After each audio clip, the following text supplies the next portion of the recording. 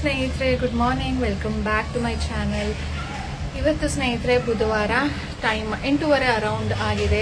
ಈಗ ನೀರು ಕುಡಿತಾ ಇದ್ದೀನಿ. ಹೊರಗಡೆ ನಿಂತಿದ್ದೀನಿ, ತಣ್ಣಗೆ ಗಾಳಿ ಇದೆ. ನೋಡಿದ್ರೆ ಗಿಡಗಳೆಲ್ಲ ಹೇಗೆ ಅಲ್ಲಾಡ್ತಿದೆ ಗಾಳಿಗೆ ಅಂದ್ಬಿಟ್ಟು. ಸೊ ಈಗ ಗಿಡ ತೋರಿಸಿದ್ನಲ್ವಾ, ಮಾರಿಗೋಲ್ಡ್, ಅದು ಫಸ್ಟ್ ಹೂವು ಬಿಟ್ಟಿರೋದು. ಅದನ್ನು ನಾನು ಮೈಸೂರಿಂದ ಲಾಸ್ಟ್ ಟೈಮ್ ಹೋದಾಗ ತಂದು ಹಾಕಿದ್ದೆ. ಅದು ಇವಾಗ ಬಿಡ್ತಾ ಇದೆ. ಇನ್ನು ಸ್ವಲ್ಪ ಅಗಲ ಆಗಬೇಕು. ಆದಮೇಲೆ ಅದನ್ನು ದೇವರಿಗೆ ಕಿತ್ತು ಮುಡಿಸ್ತೀನಿ. ಇನ್ನೂ ಒಂದು ಹೇಳ್ತಾರೆ, ಫಸ್ಟ್ ಹೂವನ್ನ ಕೀಳಲೇಬಾರ್ದು, ಅದನ್ನು ಬೇಕಿದ್ರೆ ನೀವು ಬೀಜ ಮಾಡ್ಕೊಳ್ಳೋದಕ್ಕೆ ಇಟ್ಕೊಳ್ಬೇಕು ಅಂತಾನು ಹೇಳ್ತಾರೆ. ಆದರೆ ನಾನು ಚೆನ್ನಾಗಿ ಬಲ್ತ ಮೇಲೆ ಅದನ್ನು ಕಿತ್ತು ದೇವ್ರಿಗೆ ಮುಡಿಸ್ಬಿಟ್ಟು ಅದನ್ನು ನಾನು ಹಾಗೇನೆ ಬೀಜ ಮಾಡೋದಕ್ಕೆ ಅಂತ ಇಟ್ಕೊಳ್ತೀನಿ. ಹೊರಗಡೆ ಇದ್ದೀನಿ, ಏನೋ ಸೌಂಡ್ ಕೇಳಿಸ್ತು, ಮ್ಯೂಸಿಕ್ ಅಂದ್ಕೊಂಡೆ ಯಾರಾದರೂ ಬಂದಿರಬೇಕು, ನಮ್ಮ ಡೋರ್ ಬೆಲ್ ಮ್ಯೂಸಿಕ್ ಬರುತ್ತಲ್ವಾ ಆ ಥರ ಅಂತ. ಇಲ್ಲ, ಇಲ್ಲಿದ್ರೆ ಆ ಡೋರ್ ಬೆಲ್ ಆಗೋದು ಕೇಳಿಸೋದೇ ಇಲ್ಲ.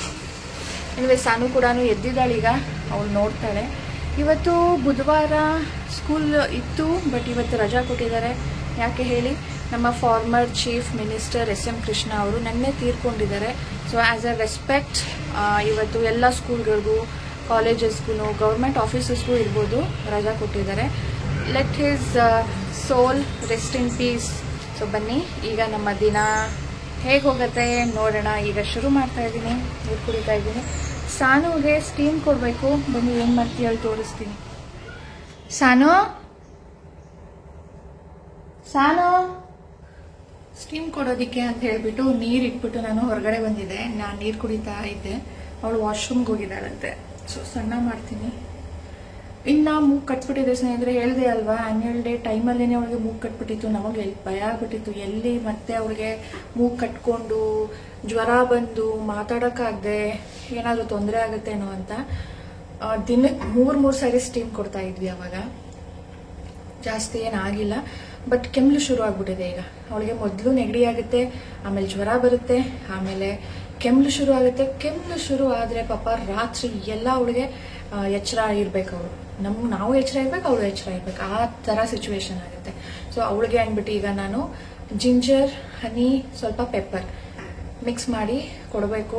ದಿನ ಪೂರ್ತಿ ಅವಳಿಗೆ ಯಾವಾಗ ಕೆಮ್ಮಲು ಬರುತ್ತೋ ಅವಾಗೆಲ್ಲಾನು ನೆಕ್ತಾ ಇರು ಅಂದ್ಬಿಟ್ಟು ಅದೊಂದೇ ಮೆಡಿಸಿನ್ ನೋಡಿ ನಾನು ಕೊಡ್ತಾ ಇರೋದು. ಸೊ ಆಮೇಲೆ ತೋರಿಸ್ತೀನಿ, ತುಂಬಾ ಎಫೆಕ್ಟಿವ್. ತೋರಿಸ್ತೀನಿ ನಿಮಗೆ, ನೀವು ಕೂಡ ಕೆಮ್ಮಲಾದಾಗ ಮಾಡ್ಬೋದು. Good morning. ನಾನು ಸಾನು ಏನು ಮಾಡ್ತಾ ಇದ್ದಲ್ಲ ತೋರಿಸ್ತೀನಿ ಬನ್ನಿ ಅಂದರೆ ನೀನು ಇಲ್ಲವೇ ಇಲ್ಲ ಇಲ್ಲಿ. ಸರಿ, ಕೂತ್ಕೋ, ಕೊಡ್ತೀನಿ.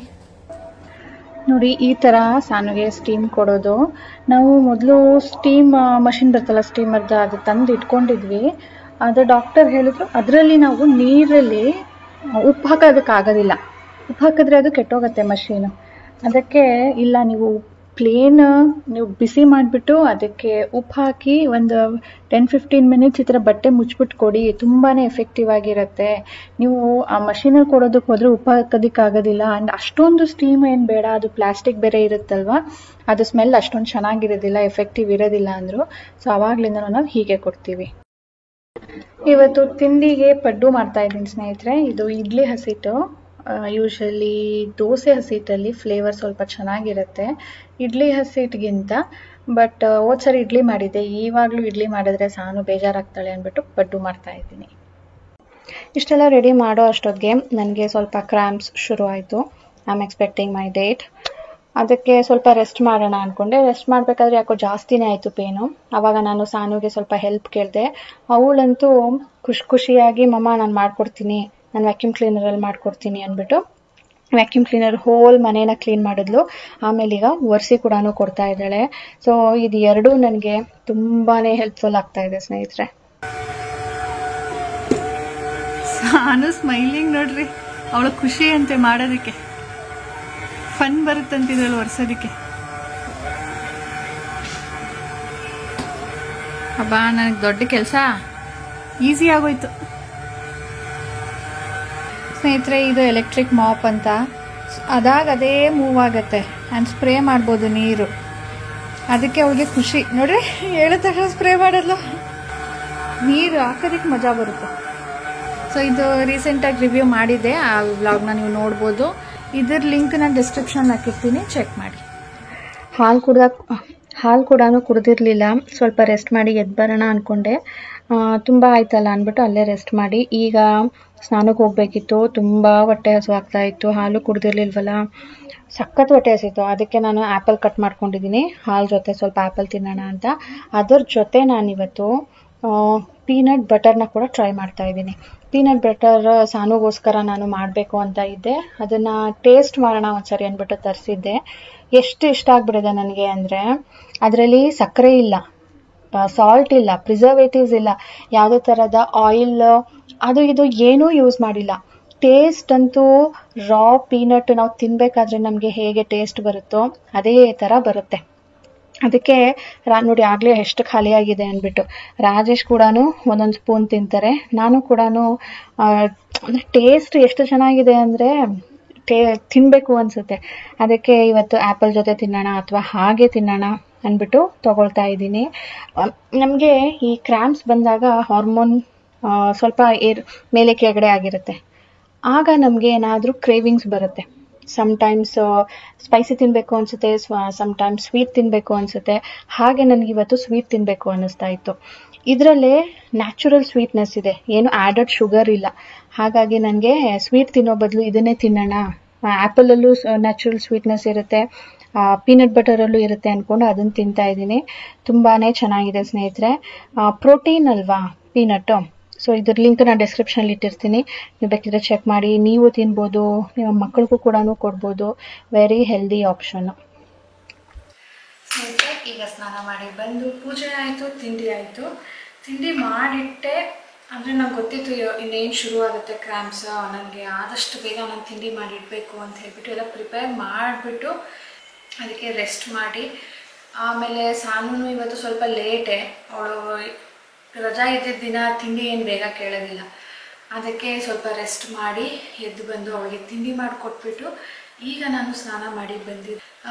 ಈಗ ನಾನು ನಿಮ್ಮ ಜೊತೆ ಒಂದು ಇದು ಶೇರ್ ಮಾಡಬೇಕಿತ್ತು. ಒಬ್ಬರು ಕಮೆಂಟ್ ಮಾಡಿ ಹೇಳಿದರು, ಅದನ್ನು ಸ್ಕ್ರೀನ್ಶಾಟ್ ಕೂಡ ತೊಗೊಂಡಿದ್ದೀನಿ. ಏನು ಅಂದರೆ, ಮಕ್ಕಳ ವೇಟ್ ಮ್ಯಾನೇಜ್ ಹೇಗೆ ಮಾಡೋದು, ಬರೀ ಜಂಕ್ ಜಂಕ್ ಜಂಕ್ ಅಂತ ಕೇಳ್ತಾನೆ ಇರ್ತಾರೆ, ನನಗೆ ಸಾಕಾಗ್ಬಿಟ್ಟಿದೆ, ಪ್ಲೀಸ್ ಏನಾದರೂ ಐಡಿಯಾ ಕೊಡಿ ಅಂದ್ಬಿಟ್ಟು. I can understand. ನಾನು ಈ ಥರ when Sanu was 8 years old ಆವಾಗ ನಾನು ಫೇಸ್ ಮಾಡಿದ್ದೀನಿ.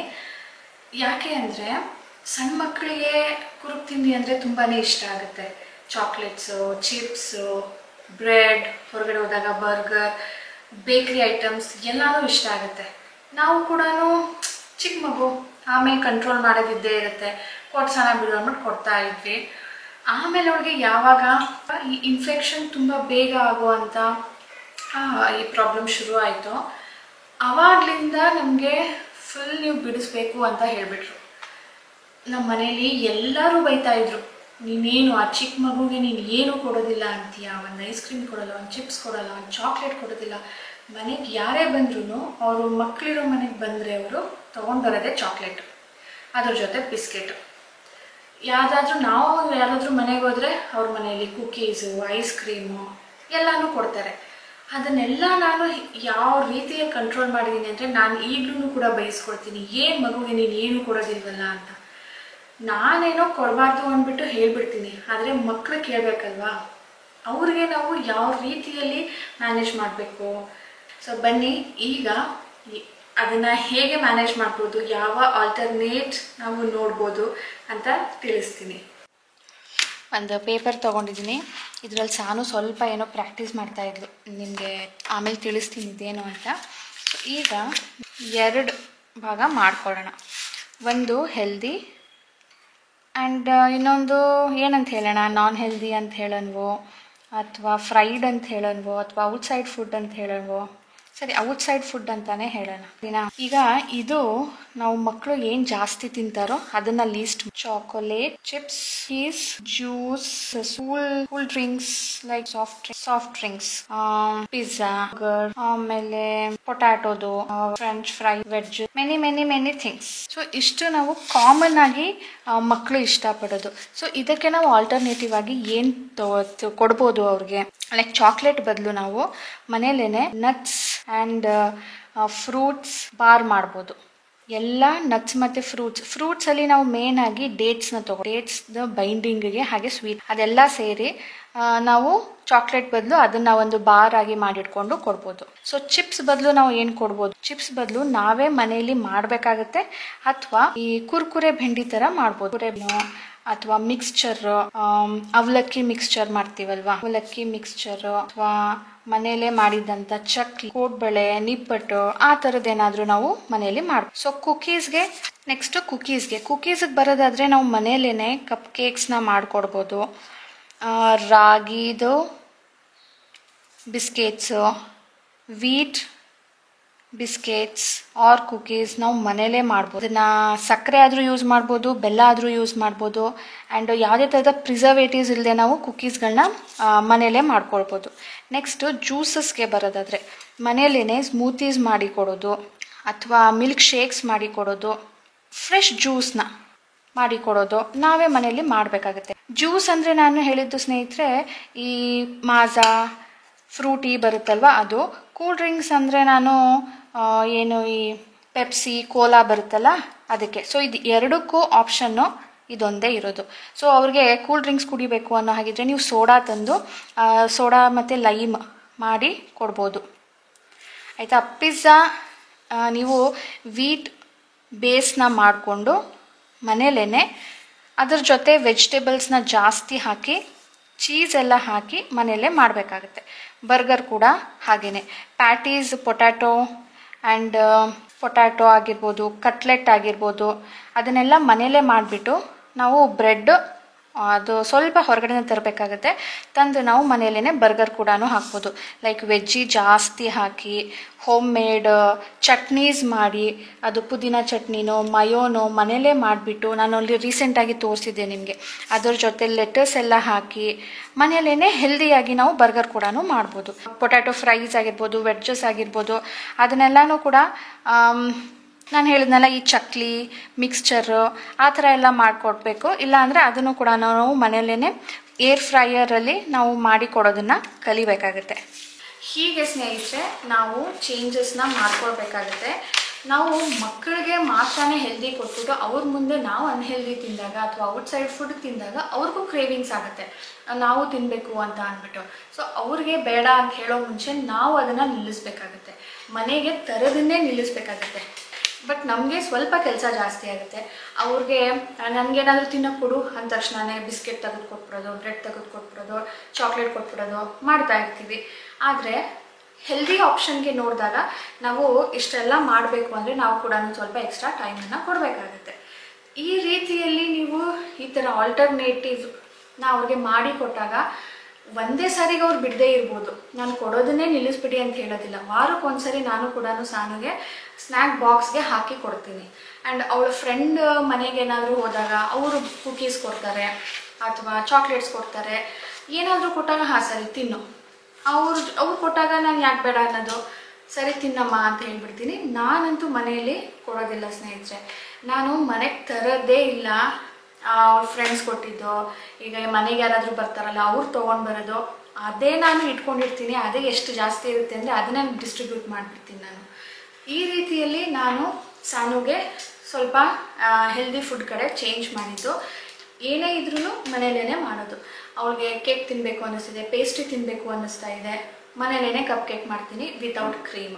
ಅವ್ಳಿಗೆ ಸ್ವಲ್ಪ ತಿಳಿಸಿ ಹೇಳ್ತೀನಿ, ಈ ಥರ ಅಲ್ಲಮ್ಮ ಇದು ಒಳ್ಳೆಯದಲ್ಲ, ಹಿಂಗೆ ಅಂತ.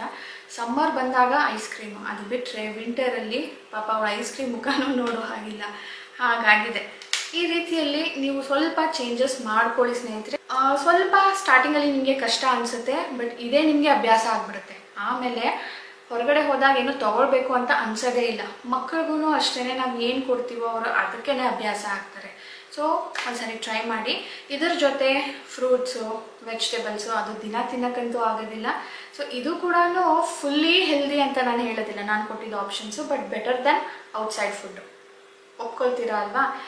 ಇದ್ರ ನಾನು ಬೇಕಿದ್ರೆ ಒಂದ್ಸಾರಿ ಸಾನುಗೆ ಏನು 1 ವೀಕಲ್ಲಿ ಸ್ನ್ಯಾಕ್ ಬಾಕ್ಸ್ಗೆ ಹಾಕ್ತೀನೋ ಅದನ್ನು ನಿಮ್ಮ ಜೊತೆ ಶೇರ್ ಮಾಡ್ತೀನಿ. ಇವತ್ತು ರಾತ್ರಿ ಅಡುಗೆಗೆ ರೊಟ್ಟಿ ಜೊತೆ ಬಾಳೆಕಾಯಿ ಗೊಜ್ಜು ಮಾಡ್ತಾ ಇದ್ದೀನಿ. ಇದು ನಾನು ಮಸಾಲೆ ತೆಗಿಬೇಕಾದ್ರೆ ವಿಡಿಯೋ ಮಾಡೋದನ್ನೇ ಮರ್ತ್ಬಿಟ್ಟೆ, ರುಬ್ಬಿ ಆಗೋಗಿತ್ತು. ಆಮೇಲೆ ನೆನಪಾಯ್ತು ಮಾಡೇ ಇಲ್ವಲ್ಲ ಅಂತ. ಸೊ ಹೇಳ್ತೀನಿ ನಿಮಗೆ ಒಂದು ಬ್ರೀಫಾಗಿ. ಮೊದಲಿಗೆ ಸ್ವಲ್ಪ ಎಣ್ಣೆ, ಈರುಳ್ಳಿ, ಕಡಲೆ ಕಾಳನ್ನು ನಾನು ರಾತ್ರಿನೇ ನೆನೆಸಿದ್ದೆ, ಅದನ್ನು ಒಗ್ಗರಣೆಗೆ ಹಾಕ್ಕೊಂಡಿದ್ದೀನಿ. ಕಡಲೆ ಕಾಳು ಬಾಳೆಕಾಯಿಯ ಜೊತೆ ಚೆನ್ನಾಗಿರುತ್ತೆ. ಬರೀ ಬಾಳೆಕಾಯಿ ಜಾಸ್ತಿ ಇದ್ರೆ ನೀವು ಬರೀ ಅದನ್ನೇ ಹಾಕ್ಬೋದು, ಬಟ್ ಸ್ವಲ್ಪ ಕಡಿಮೆ ಇದ್ದಾಗ ಎರಡೂ ಮ್ಯಾನೇಜ್ ಆಗುತ್ತೆ ಕಾಳು ಹಾಕಿದಾಗ. ಆ್ಯಂಡ್ ಕಾಳ್ದು ಟೇಸ್ಟ್ ಕೂಡ ಚೆನ್ನಾಗಿರುತ್ತೆ.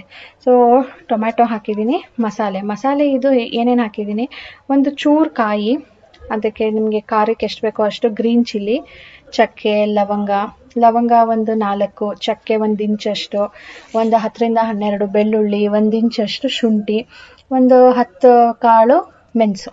ಇಷ್ಟನ್ನು ಹುರಿದಿಲ್ಲ, ಜಸ್ಟ್ ರುಬ್ಕೊಂಡಿದ್ದೀನಿ ಅಷ್ಟೇ. ಅದ್ರ ಜೊತೆ ಈಗ ನಾನು ಬೇಯಿಸ್ಕೊಂಡಿದ್ದೀನಿ. ಕಾಳನ್ನು ಬೇಯಿಸ್ಕೊಂಡು ಆಮೇಲೆ ಬಾಳೆಕಾಯಿನ ಸೇರಿಸ್ತೀನಿ. ಎರಡೂ ಒಟ್ಟಿಗೆ ಹಾಕ್ಬಿಟ್ರೆ ಕಾಳು ನಾವು 2-3 ಸಾರಿ ಕೂಗಿಸ್ಬೇಕಾಗುತ್ತೆ.